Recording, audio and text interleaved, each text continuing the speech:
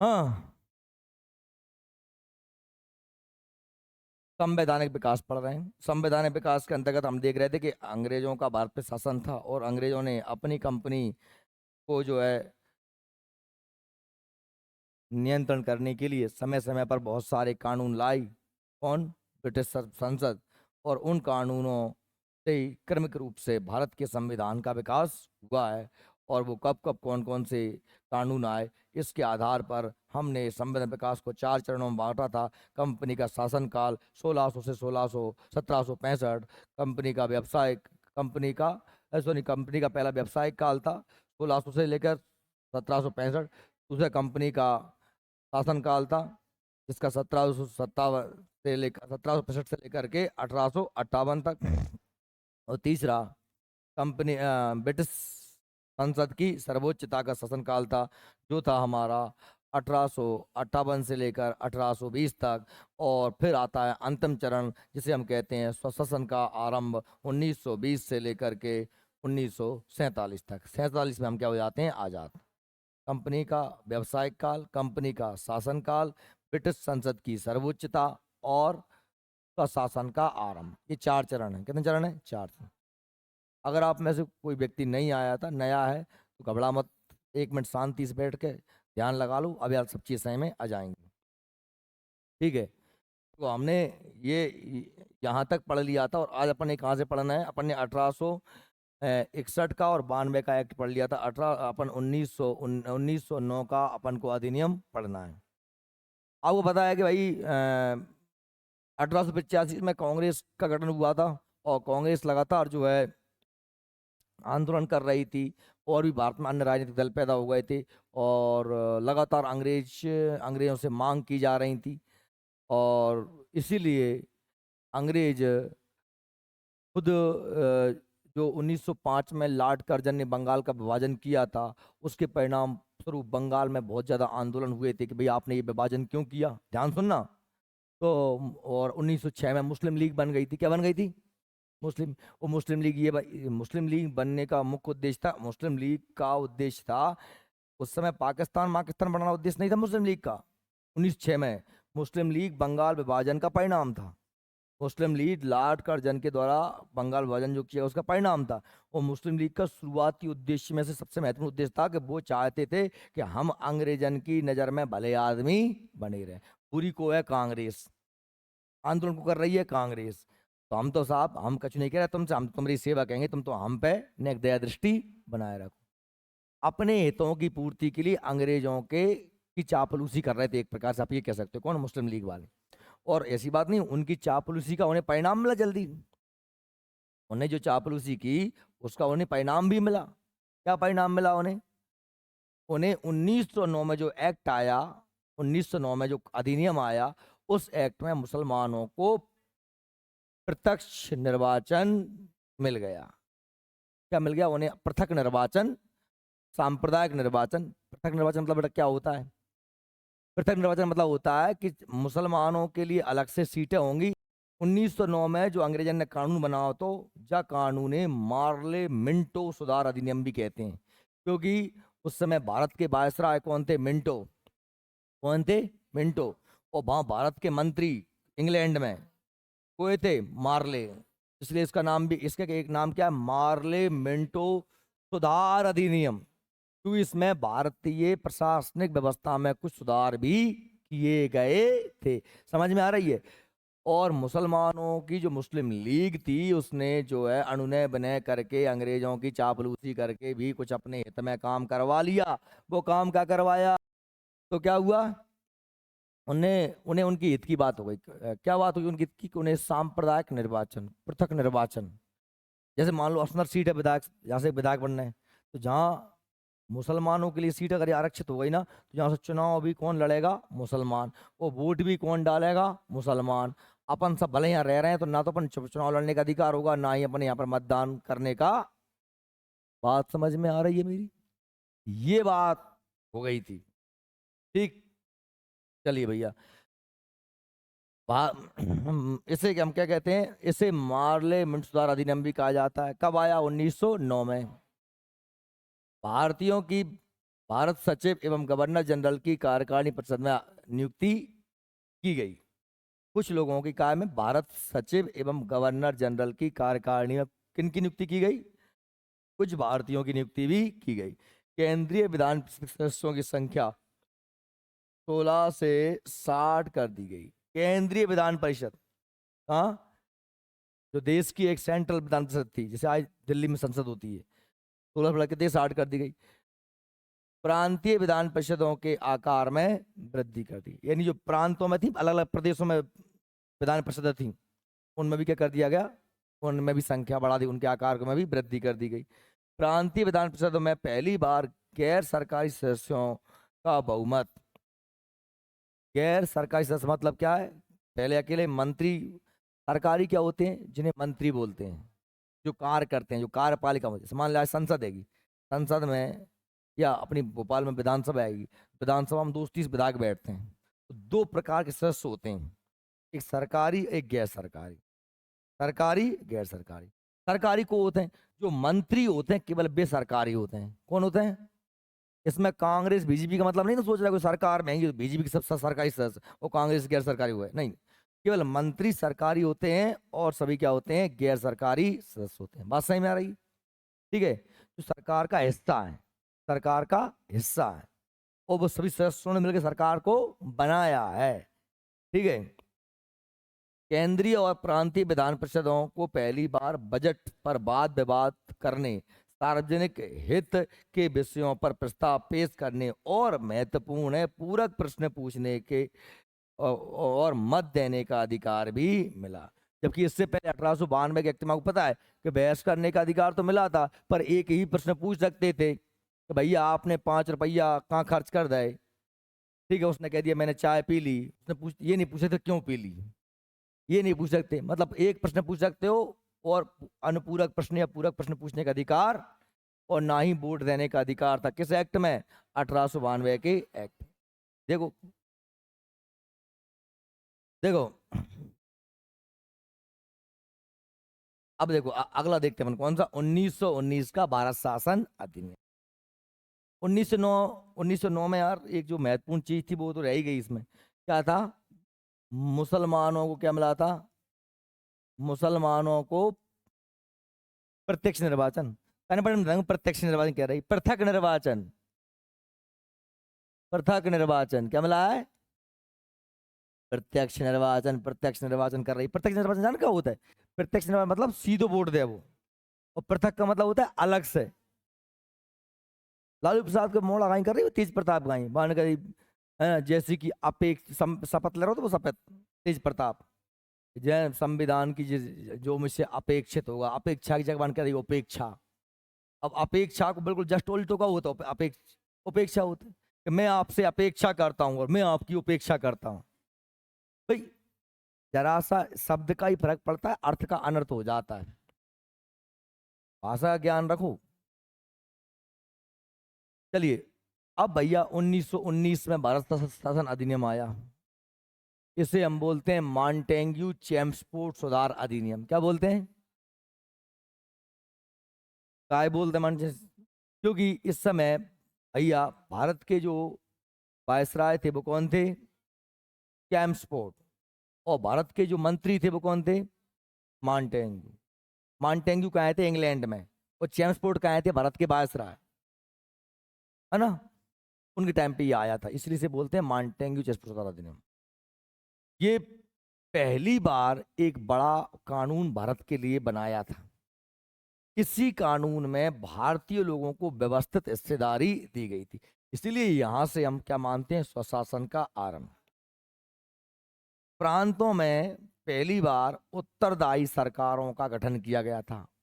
उत्तरदायी सरकार समझते हो ना कि भाई अगर सरकार को कुछ पावर मिले, सरकार कछु काम कर पाए, बट अब जहाँ से पहले सरकार मरकार रहती ना, धीरे धीरे सब सिस्टम बन रहे थे। तब अलग अलग पहले अकेली वायसराय अकेले तो वही सबका पहले गवर्नर जनरल सब काम करता था, फिर गवर्नर जनरल की हेल्प के लिए 4 सदस्यों की टीम बनी, फिर 12 सदस्यों की टीम बनी, फिर उसका आकार बढ़ता गया, फिर प्रांतों में परिषद बनने लगी।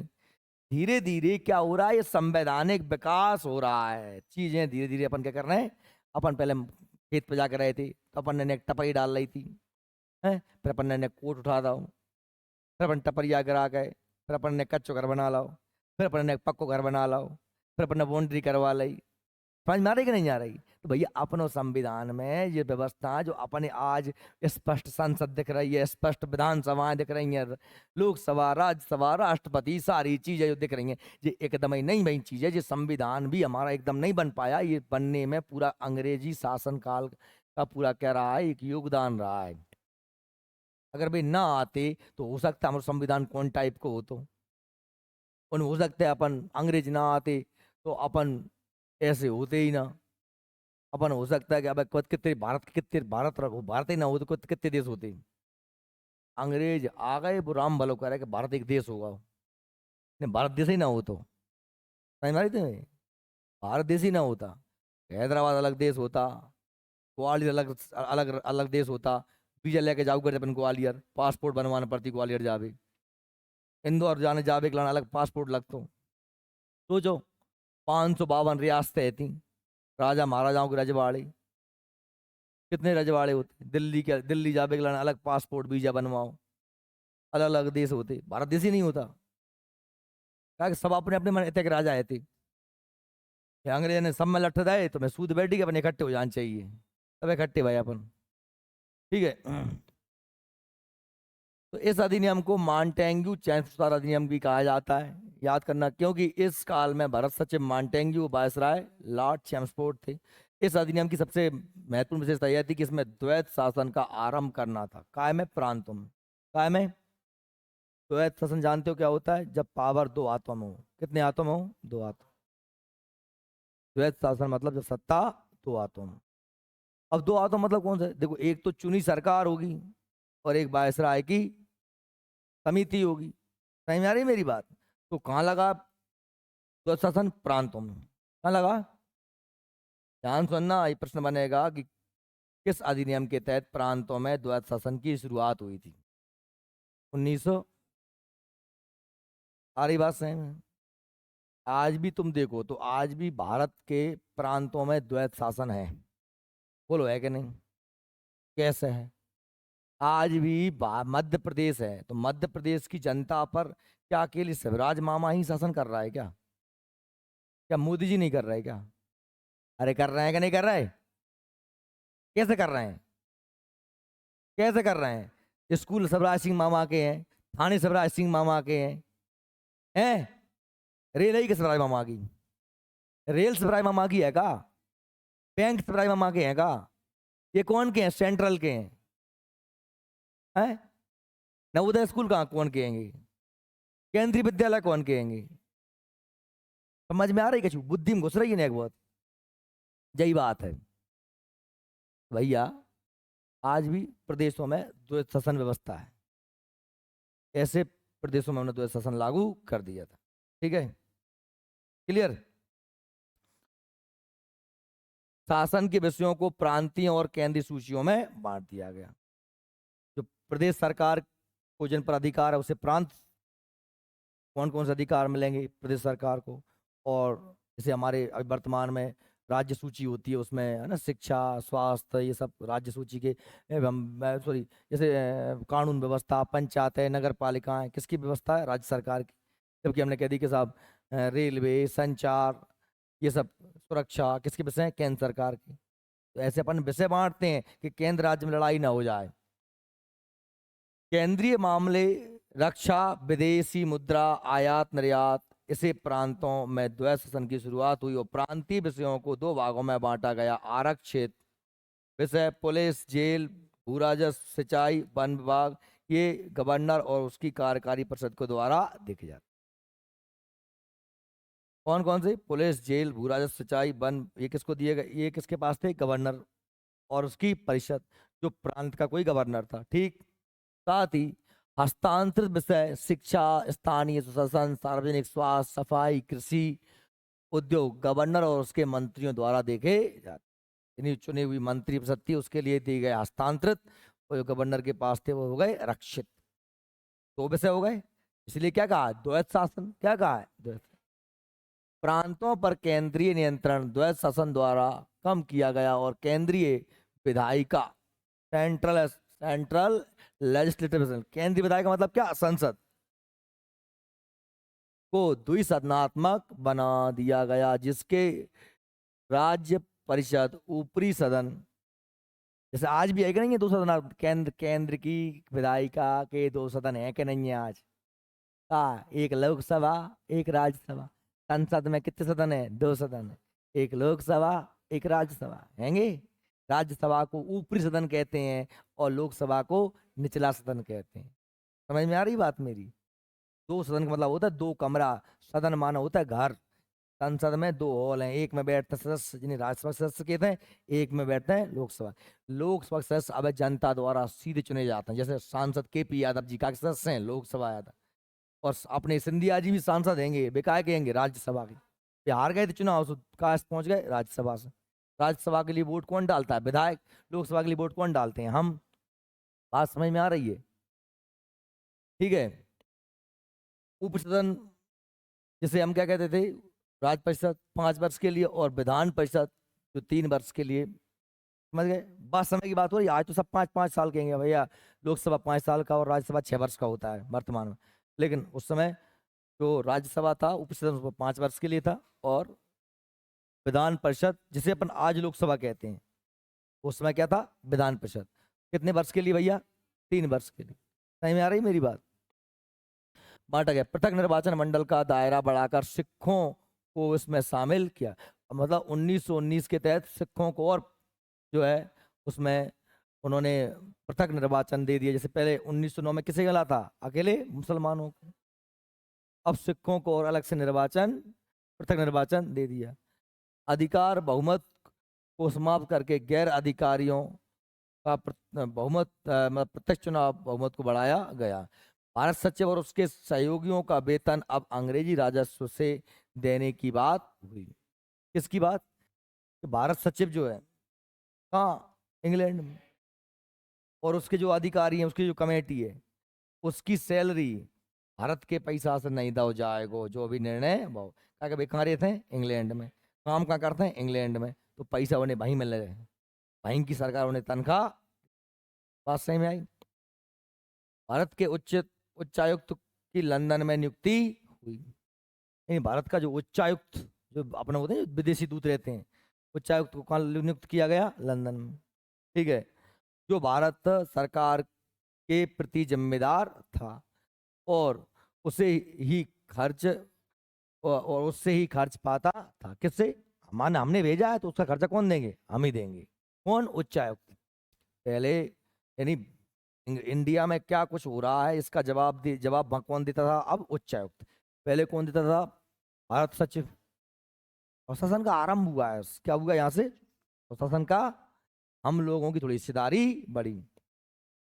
वह इंग्लैंड में भारतीय विद्यार्थियों का ध्यान रखता था जो पढ़ने जाते थे, तथा भारत सरकार के लिए सुविधाओं की व्यवस्था भी करता था। इस अधिनियम के द्वारा एक लोक सेवा आयोग की स्थापना की गई। लोक सेवा आयोग मतलब पब्लिक सर्विस कमीशन, जिसका काम क्या होता है, परीक्षाएं करवाना। पब्लिक सर्विस कमीशन PSC क्या करवाती है, अधिकारी कर्मचारियों की परीक्षा। इस स्थापना की और भारत सचिव को इस आयोग की नियुक्ति का कार्य सौंपा गया। किसको सौंपा गया? भारत सचिव को इस आयोग की नियुक्ति का। इसमें कौन कौन व्यक्ति होंगे, इस आयोग में कौन कौन होंगे, आयोग है तो 5-7 लोग तो होंगे ही होंगे। उन लोगों को नियुक्त कौन करेगा? आयोग का काम चुनाव करवाना है, आयोग में 5-7 लोग होंगे, उन लोगों की नियुक्ति कौन करेगा? तो भारत सचिव को यह काम दिया गया था। किसे काम दिया गया था? भारत सचिव। ठीक। 1935 का भारत शासन अधिनियम, ये भाई अब अंतिम अधिनियम है। ये क्या है? अंतिम अधिनियम है, क्योंकि इसके बाद हम सीधे आजादी की ओर बढ़ेंगे। आपको पता है कि जब जरा समय में आओ, 1919 में ये 1919 में अधिनियम आया, कौन सा, मानटेंग अधिनियम। और इस अधिनियम के बाद क्या हुआ, इस अधिनियम के बाद में 1920 में असहयोग आंदोलन हो गया। क्या हो गया? असहयोग आंदोलन हुआ बाद में भैया। और फिर साइमन कमीशन आया, कब, 27 में 28 में। क्या आया? Simon commission. Simon go back का नारा दिया गया। आपको पता है सैंडर्स ने लठ मार दिए और भगत सिंह ने उसकी हत्या कर दी। किसको? लाला लाजपत राय को। सुना है? लाला सब पढ़ा कि नहीं पढ़ा? अब उसके बाद क्या होता है, उसके बाद में गांधी जी क्या कर देते हैं, गांधी जी कर देते हैं क्या, सविनय आंदोलन, क्या कर देते हैं, दांडी यात्रा, नमक सत्याग्रह। यह याद कब, 1930 में। ये बहुत सारे काम होते हैं। भारत में लगातार विद्रोह की स्थिति देखते हुए, भारत में लगातार विद्रोह की स्थिति को देखते हुए अंग्रेज सरकार ने ये निर्णय लिया। क्या निर्णय लिया अंग्रेज सरकार ने? यह निर्णय लिया कि अब हम इन भारतीय गतिरोधों को क्या करेंगे, दूर करेंगे। ध्यान सुनना, भारतीय राजनीतिक गतिरोधों को दूर करेंगे। इसलिए भारतीय लोग क्या चाहते हैं, हमने भारत शासन अधिनियम 1919 बनाया, साइमन कमीशन भेजा, समय समय पर सुधार कर रहे हैं, तुम लोग सुन ही नहीं रहे हो। 28 में नेहरू रिपोर्ट पेश की गई थी और भी समझाया गया, नहीं समझ रहे तो तुम क्या चाहते हो, सभी को बुलाकर अपन बैठक करेंगे और गोलमेज सम्मेलनों की, पहला 30 में, दूसरा 31 में और तीसरा 32 में। गोलमेज सम्मेलन तीनों लंदन में हुए, सभी भारतीय नेताओं को बुला गया, बैठ के पूछा गया, बोलो भाई क्या चाहते हो। आपको पता ही है पूरा गोलमेज सम्मेलन, आपने पढ़ा ही है। गांधी जी अकेले दूसरे में गए थे, तीनों में डॉक्टर भीमराव अम्बेडकर ने भाग लिया था। और ये गोलमेज सम्मेलन में सभी लोग अपने अपनी हित की मांग कर रहे थे। सब चाह रहे थे कि हमें हमें मिल जाए, दलित नेताओं के लिए, मुस्लिमों के लिए, सिखों के लिए, ईसाइयों के लिए और भैया हिंदुओं के लिए, सब अपने अपनी मांग कर रहे थे। देश के बारे में कोई नहीं सोच रहा था। तो गांधी जी वहां पर देश का बात रखने गए थे। गांधी चाहते थे कि पूरा देश एक रहे। और इन्हीं कुल में जो सम्मेलनों का परिणाम था, जिसे हम बोलते हैं कम्युनल अवार्ड। क्या बोलते हैं? सांप्रदायिक पंचायत, जिसे जो जो चाहिए सब ले जाओ। महिलाओं के लिए अलग और दलितों के लिए अलग और सिखों के लिए अलग और हिंदुओं के लिए मतलब हिंदुओं को सामान्य नंबर में रख दिया। और इसी गोलमेज सम्मेलन कम्युनल अवार्ड को लागू करने के लिए ही कानून बनाया गया था, भारत शासन अधिनियम 1935। बड़ा व्यवस्थित कानून था। इस कानून में क्या किया गया, इस कानून में भैया सबसे महत्वपूर्ण काम तो ये कि पूरा जो भारत था, जिस पर कब्जा था किसका, अंग्रेजों का। ध्यान सुनना, अंग्रेजों का जिस भारत पर अधिकार था या कब्जा था, उस भारत को, उस किस बात की बात कर रहा हूं, ध्यान सुन लो। पर जिस पर अंग्रेजों का अधिकार था, तो ये भी आपको पता है कि अंग्रेजों का अधिकार पूरे भारत पर नहीं था। जैसे सिंधिया जी का राज्य था ग्वालियर, तो थोड़ी कब्जे में था, या हैदराबाद के नवाब थे, तो कब्जे में था क्या, नहीं था। भोपाल के नवाब थे, कब्जे में था क्या, नहीं था। भाई जिस इलाके पर अंग्रेजों का कब्जा था, यानी जिसे मैं कह सकता हूं ब्रिटिश भारत, क्या कह सकता हूं, ब्रिटिश भारत को, ब्रिटिश भारत को 11 प्रांतों में और 6 चीफ कमिश्नरियों में बांट दिया गया।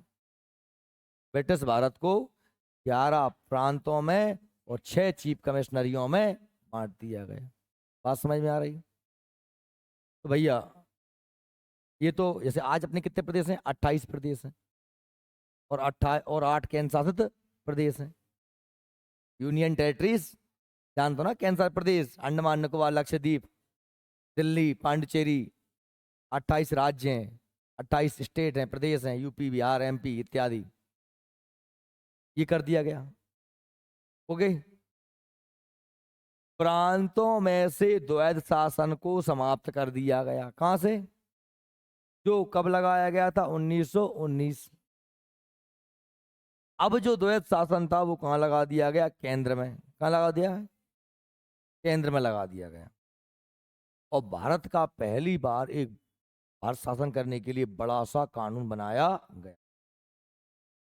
चलिए इसको देखते हैं। इस अधिनियम के द्वारा प्रांतीय स्वायत्तता और प्रांतों में जवाबदेह सरकारों की स्थापना और द्वैध शासन की समाप्ति। प्रांतों में अब सरकारें बन गई जवाबदेह सरकार, सारा काम एक ही सरकार के पास, सरकार के ऊपर आ गया। और द्वैध शासन की क्या कर दी गई, समाप्ति। पहली बार काउंसिल ऑफ स्टेट्स यानी प्रांतीय परिषदों को 6 प्रांतों में द्विसदनात्मक बनाया गया। क्या कह रहे हैं, द्विसदनात्मक बनाया गया कुछ प्रांतों की संसद का जो है विधान परिषदों को। आज भी है। हमारी मध्य प्रदेश में तो एक ही सदन है, अकेली विधानसभा होती है। अपने बगल में उत्तर प्रदेश है, वहाँ विधान परिषद भी होते हैं और विधानसभा भी होते हैं। वहाँ विधायक एमएलए भी बनते हैं और एक एमएलसी भी बनते हैं। बात समझ में आ रही है? अपने तक का बनता है, विधायक ही बनता है। एमएलए कहते हैं, विधायक क्या कहते हैं? एमएलए मतलब मेंबर ऑफ लेजिस्लेटिव असेंबली, और एमएलसी मतलब क्या होता है? Member of legislative council. परिषद से काउंसिल कहते हैं और सभा से असेंबली कहते हैं। विधानसभा एमएलए, विधान परिषद एमएलसी। समझ में आ रही है? जैसे अपने देश में संसद है, संसद में कितने सदन है? 2 सदन है कि नहीं? एक राज्यसभा और एक लोकसभा। भाई राज्यसभा सदन और एक लोकसभा सदन, सदन है। ऐसे ही राज्यों में भी, हमारे भारत में भी अभी कितने राज्यों में है? 6 राज्यों में क्या है? 2 सदन है। विधानसभाओं में, राज्य विधान परिषद में राज्य विधायिका के 2 सदन है। ठीक है? यूपी है, बिहार है, ऐसे है ना, आंध्र प्रदेश है, तेलंगाना है, इनमें ऐसे कितने हैं? 2 सदन है। ये पहली बार व्यवस्था कब की गई थी? 1935 के एक्ट में। ठीक है, 1935 के एक्ट। वो कौन कौन से प्रांत थे? बंगाल, मद्रास, बम्बई, उत्तर प्रदेश, बिहार, असम। इनमें क्या बनाया गया? 6 प्रांतों में द्विसदनीय बनाया गया। क्या? प्रांत परिषदों। पृथक निर्वाचन मंडलों का विस्तार। पहले केवल मुसलमानों को था, फिर सिखों को था, अब दलितों को, महिलाओं को, हिंदी मतलब एंग्लो इंडियंस को, भारतीय अंग्रेजों को, ईसाइयों को, सबको दे दिया। क्या? पृथक निर्वाचन। उसी जाति का लड़ेगा, उसी जाति का वोट डाल। विस्तार किया गया सिखों, भारतीय ईसाइयों, है ना, आंग्ल भारतीयों मतलब एंग्लो इंडियन। जिसके माता पिता में से कोई एक भारतीय होता है उसे क्या बोलते हैं? एक अंग्रेज होता है, ठीक है, उसे क्या बोलते हैं? Anglo Indian. और यूरोपियों को उसमें शामिल किया गया। संघीय न्यायालय यानी क्या? पूरे देश का एक न्यायालय, मतलब हमारा सुप्रीम कोर्ट जो दिल्ली में है, वो किस एक्ट के तहत बना है? 1935 के एक्ट के तहत संघीय न्यायालय की दिल्ली में स्थापना की गई, जिसमें एक मुख्य न्यायाधीश और कम से 6 से कम जजों की नियुक्ति मान्य की गई। कब बनाया गया? पूरे देश का एक संघीय न्यायालय, सुप्रीम कोर्ट कहाँ है? दिल्ली। इस अधिनियम के द्वारा रिजर्व बैंक ऑफ इंडिया की भी स्थापना की। आरबीआई से हम बैंकों का बैंक कहते हैं। आरबीआई जो हमारा है वो भी किस एक्ट के तहत बनाया गया? 1935 के एक्ट। समझ में आ रही है बात? अब ये हमारा एक्ट हो गया। इसके बाद में लास्ट हमारा आता है 1947 का भारत स्वतंत्रता अधिनियम। इसमें कुछ नहीं है, इसमें बस इतनी सी बात कह दी गई, क्या? कि हम तो चले परदेश, हम परदेसी हो गए। कौन ने कह दी? अंग्रेजन। कि भैया तुम जो अपना जो देश है, अब बात तुम समारो, बस अकेले उनका करे जाते हैं, हम बंटवारो करे जाता है, तुम लड़ियो मती। दुनिया हम पे नाव धरेगी कि 2 साल राज करो, और ये आपस में लड़ रहे हैं, लड़त बड़त छोड़ के कड़ गए। तो उनने भारत और पाकिस्तान नाम के 2 डोमिन स्टेट बनाए जाते हैं। क्या लिखा था इस अधिनियम में? भारत और पाकिस्तान नाम के 2 डोमिन स्टेट बनाए जाते हैं। ठीक। अब सुनो, बंटवारो करेंगे काय को? जो उनके उनके पास है तो, अरे जैसे मुंह पे कैसी चीज होएगी, मैं भाई तुम 2 जने ने बांटता हूँ, ले जा तू ले ले और जा तू ले ले, तो ये होएगा ना होएगा। अब तो ऐसे हो कि मैं जांच छुड़ा के और दे दूँ तुम्हें कि जा तू ले, जा तू ले। भाई जो मेरे पास होगा वही तो दूंगा। टाइम आ रही कि नहीं आ रही? अब जितने हिस्से पे उनका कब्जा था अंग्रेजों का, वो तो उन्होंने बांट दिया। अब जैसे ग्वालियर के सिंधिया, या भोपाल के नवाब, हैदराबाद के निजाम, कश्मीर के राजा, है ना, जूनागढ़ के राज नवाब, इन पे तो अधिकार अंग्रेजन को तो ही ना, तो दूसरे की चीजें कैसे बांट देते? नहीं मारी, मेरी नहीं मेरी बात। तो भैया रियासतों से जा कह दी गई, कौन से, रजवाड़ों से, कि तुम चाहो तो भारत में रहो, तुम चाहो तो पाकिस्तान में रहो, और तुम चाहो तो आजाद रहो, एज योर विश, जो आपको अच्छा लगे जैसा करो। ये लिख दिया इस। और उस समय हमारे गवर्नर जनरल कौन थे, लास्ट वायसराय कौन थे, माउंट बेटन। भारत के अंतिम वायसराय कौन थे, माउंट बेटन थे। समझ में आ रही, ठीक है। चलो देखते हैं। तब 4 जुलाई 1947 को इंग्लैंड की संसद द्वारा भारतीय स्वतंत्रता अधिनियम पारित, कहा गया कि अब भारत को क्या किया जाता है, आजाद। 4 जुलाई 1900, ये तारीख याद कर लेना। 15 अगस्त 1947 को भारत दो अधिराज्य, अधिराज्य माने डोमिनियन स्टेट, अधिराज्य को अंग्रेजी में डोमिनियन स्टेट कहते हैं, भारत व पाकिस्तान में विभाजित कर दिया गया। सिंध उत्तर पूर्वी सीमा प्रांत, पश्चिमी पंजाब, बलूचिस्तान, पूरा कौन सा हिस्सा हो गया, ये पश्चिमी हिस्सा, ये तय गया हमारा भारत। और तय का हमारा भारत कहाँ गया, ये तो पूरा का पूरा, ये सिंध, बलूचिस्तान, ये सब इलाका, पंजाब, ये सारा इलाका, ये तो कौन सा हो गया, पश्चिमी इलाका हो गया। और साथ ही कौन सा, असम वगैरह मिला करके ये हो गया पश्चिमी पाकिस्तान, और ये हो गया पूर्वी पाकिस्तान। पाकिस्तान के दो हिस्से बनाए गए। अच्छा आप एक और बात सुनो, ये स्कीम जायती का गांधी जी तो जो चाह रहे थे, गांधी जी जो चाह रहे थे कि यहाँ से लेके ये बेचारे गरीब आदमी परेशान होंगे, तो पाकिस्तान वाले आधो हिस्सा है, आधो हिस्सा है, क्या शासन होएगो। अपने गांधी जी बस भले आदमी, तुम जानते हो गांधी जी, उन्होंने कही भाई एक काम करो, तुम जहाँ एक का डाल लो, रोल डाल लो ऐसा, समझ रहे हो।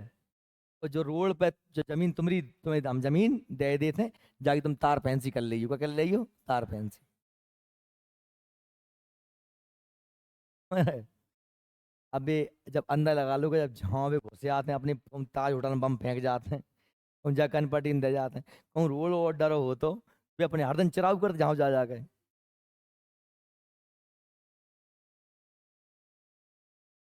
लड़ाई हरदम होती कि ना होती। हमें अंग्रेजा ने पैसा पाकिस्तान वाले ने बंटवारे के समय, सुनो बंटवारो भाव कैसे, तो तुमको बंटवारो ऐसी भाव जैसे घर के रिश्तेदारी बढ़ते हैं, दो भाइयों का बंटवारो होता है, गिलास कटोरी थाई चम्मच सब डाल लेते हैं, सब बंटते हैं। ऐसे भाई साहब टेबल कुर्सी किताबें फाइल तक बटी थी बंटवारे में। तुम्हारा बंटवारा हुआ था ना भारत पाकिस्तान का, तब हर चीज बटी थी, है ना। ये बंटवारा, और मोसिया कुए थे, माउंट बेटन, बंटवारा कराओ को आएगो, फूफा जी आएंगे, मौसिया जी आएंगे, वे थे पंच, बंटवारा अपना हो रहा हो तो तब बटा था, बड़ा खतरनाक बंटवारा हुआ था। और ये फिर रेड क्लिफ को बुलाया गया, एक अंग्रेज अधिकारी थे, कौन, रेड क्लिफ, जिनने जहाँ से लेके जब जस्ट लाइन, जब बाउंड्री, जब बाउंड्री के जो है तय तय पाकिस्तान, जो है तय तय पाकिस्तान, जो लाइन कौन ने खींची थी, रेड क्लिफ ने। इसलिए भारत और पाकिस्तान के बीच लाइन क्या है, रेड क्लिफ लाइन। कौन सी लाइन है, और तो भलो करो इंदिरा गांधी का, कि बाने 71 में जाए अलग करवा दो, कौन है, बांग्लादेश, है ना। मुक्ति बहानी गठन, गठक का गठन करके, मुक्ति बहानी एक सेना बनाई गई थी, बंगालियों की सेना थी, जिसको हमने पूरा सपोर्ट किया था, हथियार दिए थे कि लगो यहाँ पाकिस्तान में। इनने पाकिस्तान ने, इनने बेचारे ने बहुत प्रताड़ित करे थे बांग्लादेशियों को, तो वे आज़ाद हो गए। आज बांग्लादेश आज़ाद है। ये पश्चिमी, तो छोड़ो।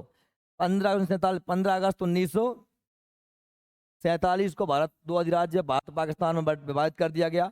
सिंध उत्तर पश्चिम सीमा प्रांत पश्चिमी पंजाब बलूचिस्तान और असम का सिलहट जिला पाकिस्तान में तथा शेष भारत में रहेगा। दोनों अधिराज्यों को विधानसभाओं को अपना अपना संविधान बनाने का अधिकार दिया गया और नवीन संविधानों के निर्माण का समय जब तक नवीन संविधान नहीं बन जाए तब तक शासन 1935 के अधिनियम के तहत शासन किया जाए। जब तक संविधान दोनों देशों के अलग अलग नहीं बन जाते तब तक दोनों देशों की जो विधानसभा है वो अपने देश पर शासन भारत शासन अधिनियम 1935 के तहत करेंगे के अनुसार करेंगी। 15 अगस्त 1943 से भारत सचिव व इंडिया ऑफिस को समाप्त कर दिया जाएगा। तब 15 अगस्त 1947 से भारत सचिव जो पद था कहाँ, इंग्लैंड, और इंडिया ऑफिस को समाप्त कर दिया जाएगा। कोई आवश्यकता नहीं है उसकी। भारतीय रियासतों को भारत अथवा पाकिस्तान किसी भी देश में सम्मिलित होने का अधिकार दिया गया। जो राजा रजवाड़े हैं वो चाहे तो भारत में मिले चाहे पाकिस्तान में मिले या फिर आजाद। इस अधिनियम के द्वारा भारत अंततः 15 अगस्त 1947 को आजाद हो गया, ब्रिटिश दासता से मुक्त हुआ। बोली भारत माता की जय। देश आजाद हो गया। अब अपन बनाएंगे कल से संविधान का निर्माण करेंगे कल से अपन, ठीक।